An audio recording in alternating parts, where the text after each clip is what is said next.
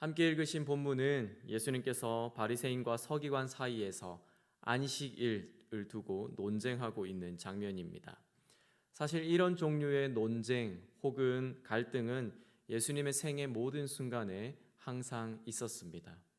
그렇지만 누가복음의 구조 안에서는 5장 17절에서부터 연속적으로 이런 갈등, 이런 논쟁들이 이어지고 있습니다. 첫 번째 논쟁은 5장 17절부터 이어지는 이야기, 예수님께서 중풍병자를 고치신 그 때에 있었습니다. 예수님은 중풍병자를 고치시면서 자신에게 사람을 고치는 능력뿐만 아니라 죄를 사하는 권세까지도 있다라고 말씀하셨습니다. 그리고 그 말에 놀란 서기관과 바리새인들이 이렇게 말했습니다. 신성모독하는 자가 누구냐? 오직 하나님 외에 누가 능히 죄를 사하겠느냐? 이렇게 말했습니다.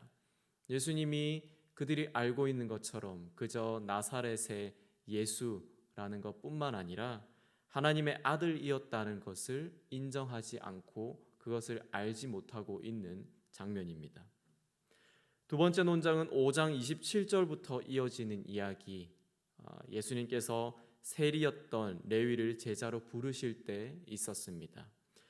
레위는 예수님을 위해서 잔치를 준비했고 예수님은 다른 세리들과 함께 먹고 마시며 시간을 함께 보냈습니다. 그리고 그 모습을 보았던 서기관과 바리새인들이 이렇게 말했습니다.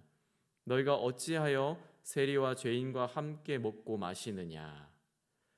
서기관과 바리새인들에게 있어서 세리와 같은 죄인들과 식사하는 것은 결코 상상할 수 없는 아주 상스러운 일이었기 때문입니다. 그리고 마지막 논쟁은 오늘 함께 읽으신 본문에서 안식일에 대한 논쟁입니다. 본문에 나온 첫 번째 이야기는 안식일에 제자들이 밀밭 사이를 지나가고 있을 때에 이삭을 잘라서 손으로 비비어 먹은 일에 대한 것입니다. 바리새인들은 제자들의 행위가 안식일에서는 행해서는 안 되는 일이라고 판단하고 제자들을 비난했습니다. 사실 제자들의 이 행위는 율법에서 구체적으로 언급하고 있지는 않습니다. 율법에서 안식일에 대해서 말하고 있는 것은 안식일을 기억하여 거룩하게 지키라는 출애굽기 20장 8절 말씀입니다.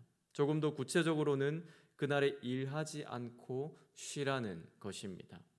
그러나 본문에서 바리새인들이 제자들의 행동을 안식일에 행해서는 안 되는 일이라고 판단하고 규정했던 것은 후대의 유대교 바리새인과 같은 율법 학자들이 율법을 해석하고 판단하면서 추가한 규례입니다.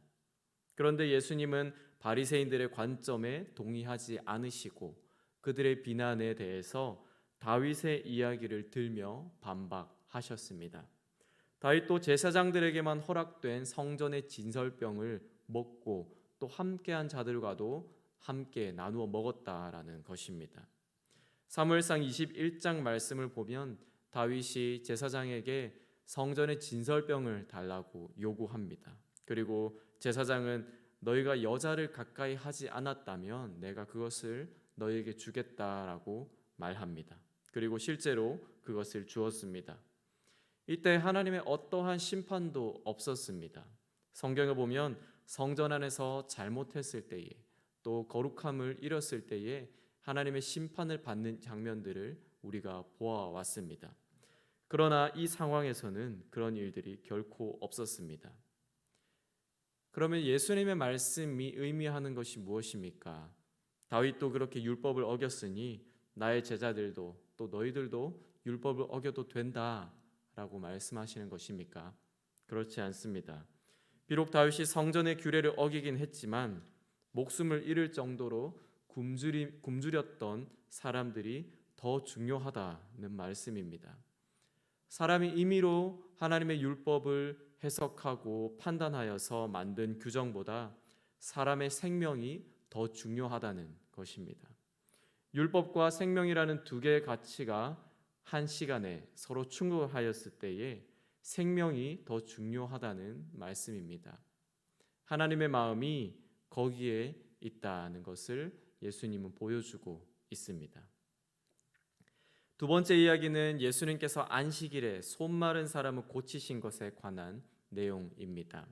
7절에서 이렇게 기록하고 있습니다. 서기관과 바리새인들이 예수를 고발할 증거를 찾으려 하여 안식일에 병을 고치는가 엿보니, 이렇게 말씀합니다. 이미 서기관과 바리새인들은 안식일에 병든 자를 치유하는 것은 안식일의 규례를 어기는 것이라고 판단하고 있습니다. 그리고 이들은 예수님께서 그들의 전통을 지키는가 혹은 어기는가 지켜보고 있는 것입니다.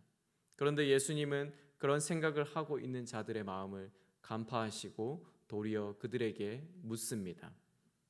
안식일에 선을 행하는 것과 악을 행하는 것, 생명을 구하는 것과 죽이는 것, 어느 것이 옳으냐, 이렇게 묻습니다.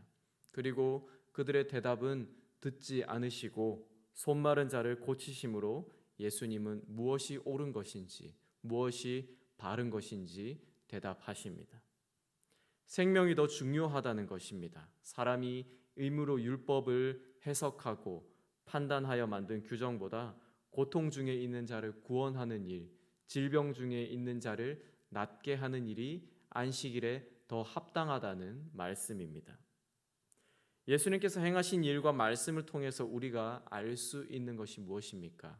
그것은 안식일은 사람을 속박하는 날이 아니라 사람을 자유하게 하는 날이다. 안식일은 사람을 판단하고 정죄하는 날이 아니라 사람을 긍휼히 여기는 날이다. 안식일은 죽음에 이르게 하는 날이 아니라 생명에 이르게 하는 날이다. 안식일은 굶주림과 결핍에 있게 하는 날이 아니라 풍성하게 하는 날이다. 이런 것입니다. 이것이 예수님이 말씀하시는 안식일의 진정한 의미라고 볼 수 있습니다. 바리새인과 서기관들은 평가하고 판단하는 자리에서 사람의 행위만을 보고 무엇이 맞고 무엇이 틀린가에 집중했습니다. 그러나 예수님은 사람의 행위를 보고 그들을 긍휼히 여겼습니다. 본문의 이 이야기를 기록하고 있는 다른 복음서를 보면 그것이 더욱더 분명하게 나타납니다. 마태복음 12장 7절은 이렇게 말씀합니다. 나는 자비를 원하고 제사를 원하지 아니하노라 하신 뜻을 너희가 알았더라면 무죄한 자를 정죄하지 아니하였으리라. 인자는 안식일의 주인이니라 하시니라. 이렇게 말씀합니다. 제사보다 더 중요한 것이 있다면 그것은 자비를 행하는 것이다 하는 것입니다. 즉 사람을 사랑하고 긍휼히 여기는 것입니다. 종교적으로 완벽하지 않아도 좋으니 나를 사랑하는 그 진실한 마음을 가지고 나에게 나아오라는 말씀입니다. 또 진실된 마음 없이 종교적인 열심만 가지고 제사하러 나오는 것보다 차라리 성전에 나오지 않아도 좋으니 이곳에서 나에게 제사하지 않아도 좋으니 이웃에게 자비를 행하는 삶을 살라는 것입니다. 마가복음 2장 27절은 더 분명하게 말씀합니다. 또 이르시되 안식일이 사람을 위하여 있는 것이요 사람이 안식일을 위하여 있는 것이 아니니 이러므로 인자는 안식일에도 주인이니라. 이렇게 말씀하셨습니다.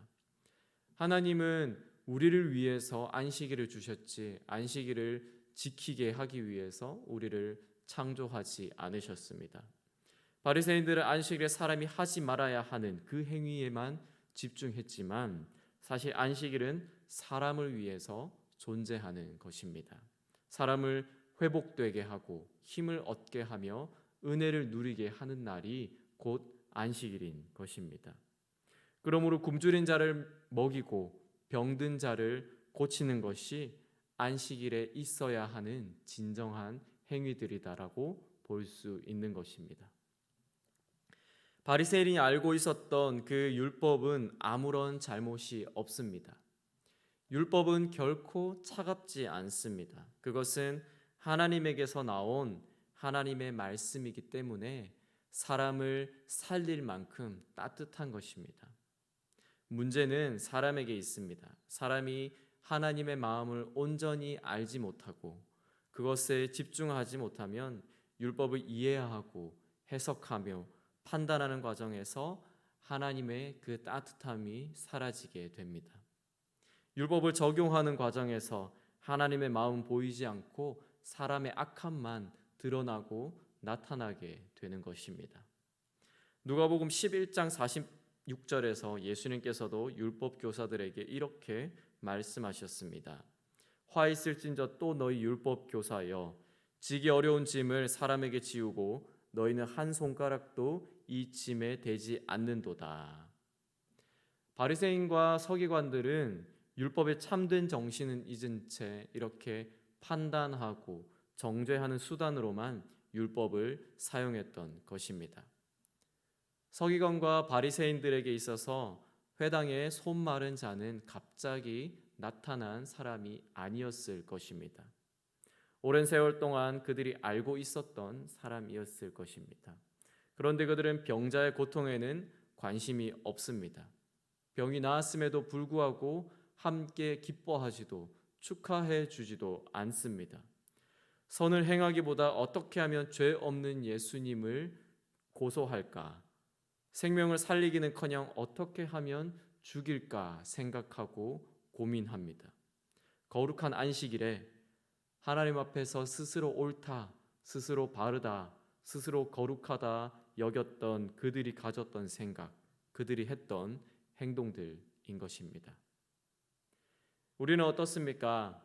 하나님의 말씀을 지켜야 한다는 이유로 다른 사람을 평가하고 판단하여 정죄하지는 않습니까?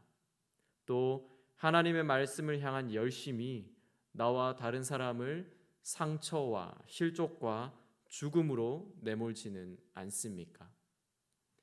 하나님도 판단하지 않으셨는데 우리는 다른 사람을 판단하여서 이미 마음속에서 심판하지는 않았습니까?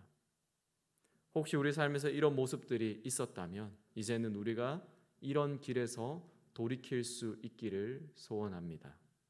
하나님의 마음은 자비와 긍휼과 이해와 용납과 용서와 사랑으로 가득 차 있습니다. 하나님은 우리가 본문에서 알 수 있었듯이 생명을 가장 귀하게 여기십니다. 생명으로 창조된 우리를 가장 소중하게 여기시는 분이십니다.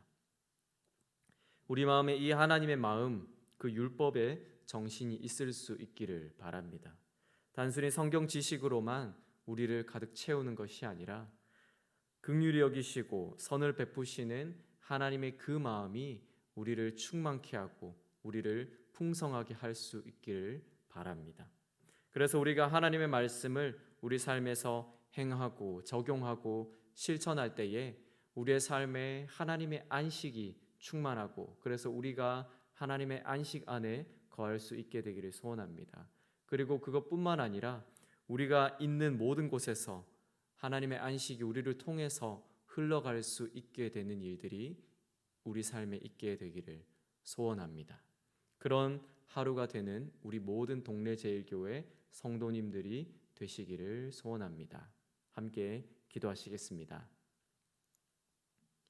하나님, 우리가 문자 그대로 바라보는 것이 아니라 문자 너머에 있는 하나님의 마음을 볼 수 있게 하여 주시옵소서. 우리의 눈을 열어 주셔서 그러한 것들을 깨달아 알 수 있게 하여 주시옵소서. 성령 하나님, 우리가 그러한 진리를 알아갈 수 있도록 우리를 가르쳐 주시고 우리에게 은혜를 더하여 주시옵소서. 그래서 우리가 서기관과 바리새인들처럼 사람을 죽이고 사람을 파멸에 이르게 하고 정죄하고 판단하는 자로 살아가는 것이 아니라 예수님처럼 생명에 이르게 하고 풍성함에 이르게 하는 자로서 우리가 살아갈 수 있게 하여 주시옵소서. 혹 우리 마음 가운데 율법적이고 종교적인 행위들과 그러한 마음과 그러한 삶의 모습들이 있다면 하나님, 이제는 우리가 그것에서부터 돌이켜서 생명으로 나아갈 수 있게 하여 주시옵소서. 자유로 나아갈 수 있게 하여 주시고 우리를 사랑하시고 우리를 용납하시고 우리를 품으시는 그 하나님의 자리로 나아갈 수 있게 하여 주시옵소서. 오늘 하루 우리의 삶 가운데 하나님 허락하신 많은 사람들, 많은 상황들이 있을 것인데 그때 우리가 하나님의 안식을 흘려보내는 자로서 서 있을 수 있게 되기를 소원합니다. 우리를 통해서 하나님의 참된 안식이 흘러가고, 그래서 이 땅에 하나님의 평강이, 하나님의 평안이, 하나님의 풍성함들이 임하게 되는 일들이 우리를 통해서 있게 하여 주시옵소서. 우리뿐만 아니라 우리 교회를 통해서도 그 일들이 이 지역 가운데 이루어질 수 있게 하여 주시옵소서. 우리의 삶을 통해서 크고 놀라운 일들을 행하실 하나님을 기대합니다. 그런 하나님을 찬양하고 높여드립니다. 감사합니다. 예수님 이름으로 기도드립니다. 아멘.